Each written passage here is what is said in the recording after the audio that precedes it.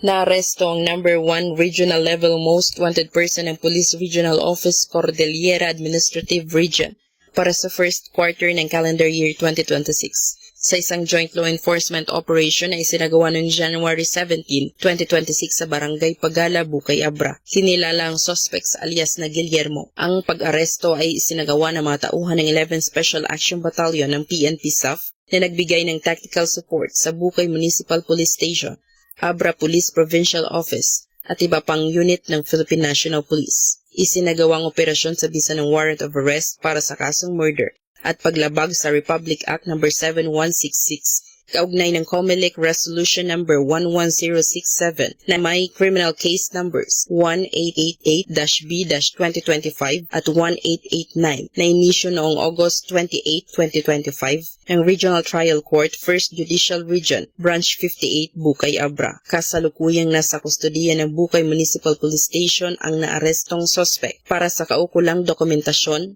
at tamang disposisyon. At mula dito sa headquarters sa Fort Santo Domingo, Santa Rosa City, Laguna, ang tahanan ng inyong tagaligtas. Ako ang inyong PNN correspondent, Patrolwoman Cherilyn Kalumpita, alagad ng batas, tagataguyod ng Balitang Pulis.